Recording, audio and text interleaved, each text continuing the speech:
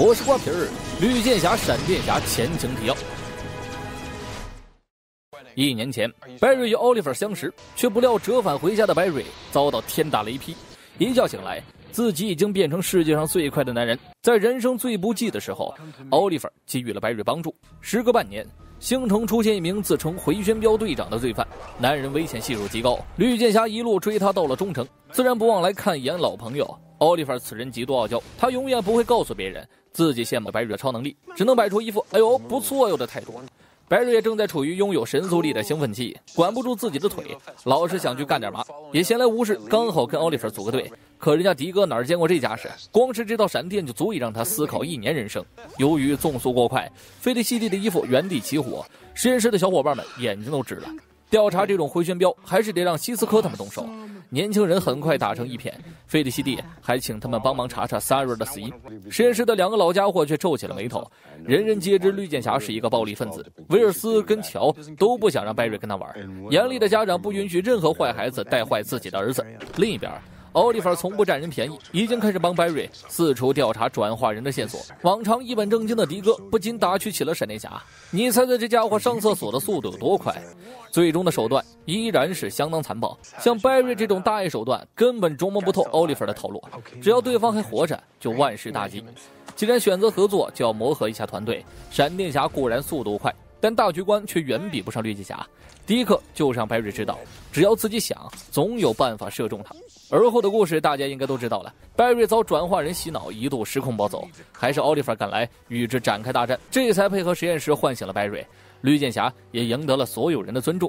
不得不提一件事儿，当时艾瑞斯还喜欢着艾迪，加上闪电侠失控这件事儿，艾瑞斯对闪电侠有了偏见，白瑞只能一边奔跑一边流泪，只要速度够快，眼泪就不会流下来哦。而后绿箭小队回归星城，根据实验室提供的线索找到一处民宅，门内正顶着一枚压力炸弹。奥利弗跟洛伊反手掏出2个爆炸剑，口中念念有词：你17张牌，你能秒杀我。等2人进入屋内，早已是空空如也，转眼就被6名天眼会特工包围。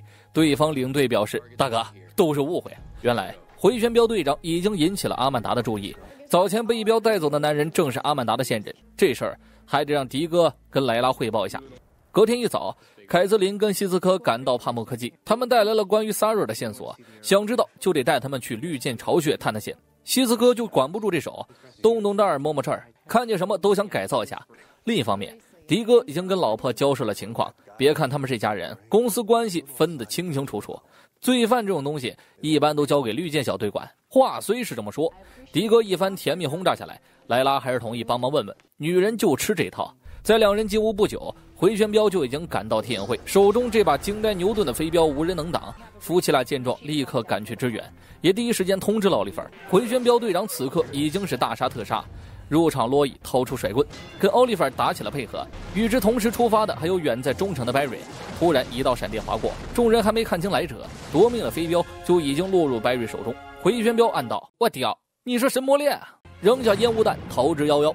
说起他跟天眼会的恩怨，早年男人也是自杀小队的成员，精通炸弹学，后来叛变成为了雇佣杀手。莱拉曾下令击杀此人，却意外让他给跑了。这趟回来8成就是为了复仇。地堡这边，白瑞已经在3文鱼梯上鬼畜了起来。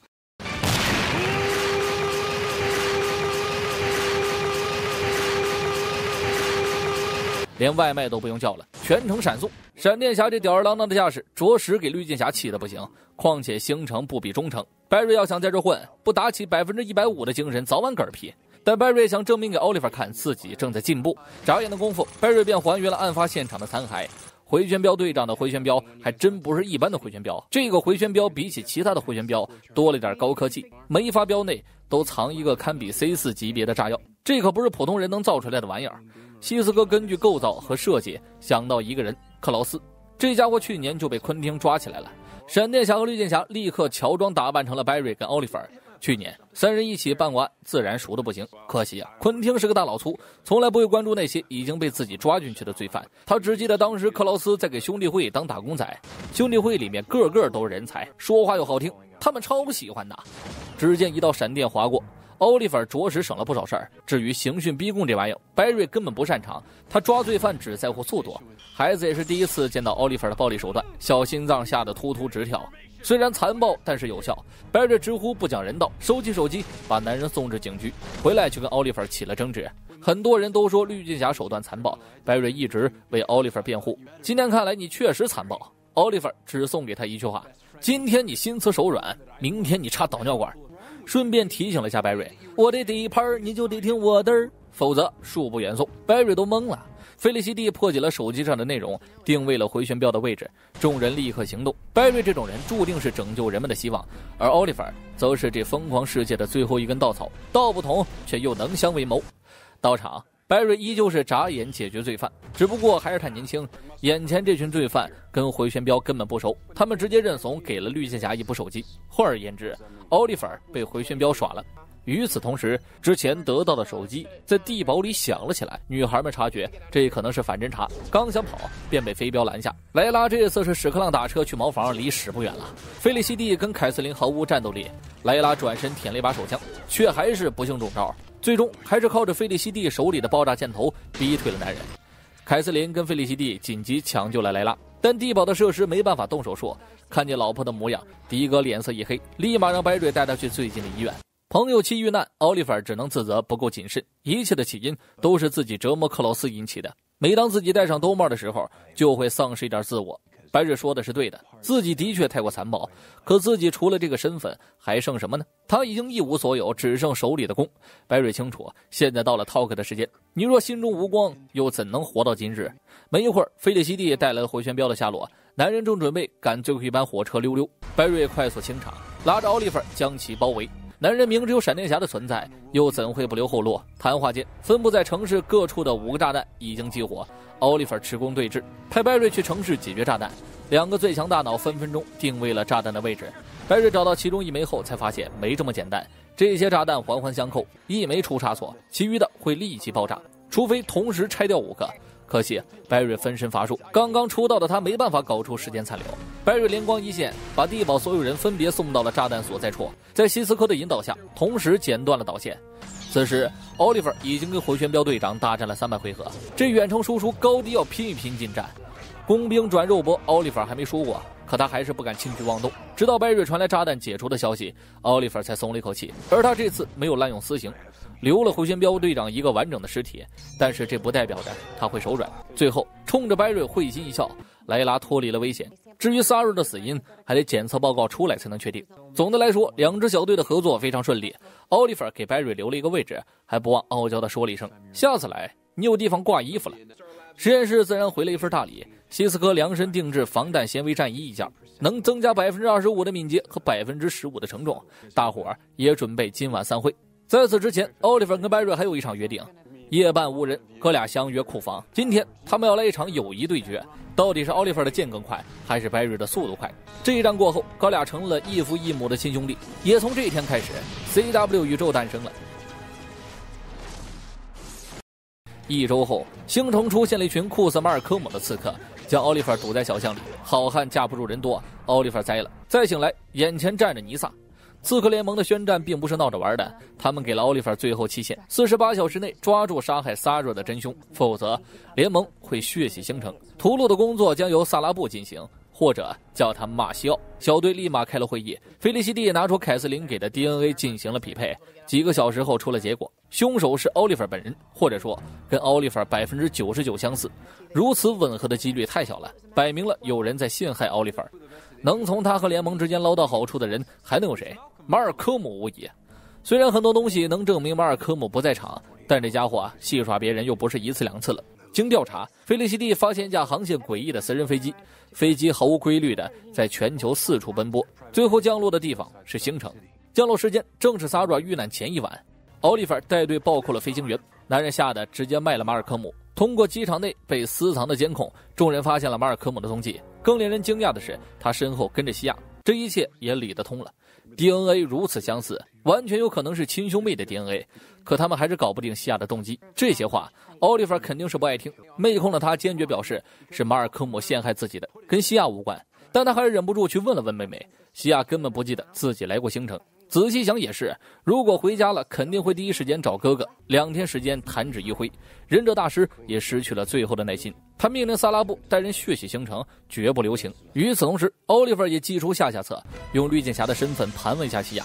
妹妹突如其来的格斗术惊呆了奥利弗，以至于他都没来得及审问。很快，当爹的主动找上了奥利弗。我的女儿给我打电话说，绿箭侠袭击了他，你这个当哥的有什么想说的？奥利弗二话不说直接锁喉，他不可能再相信眼前这个人。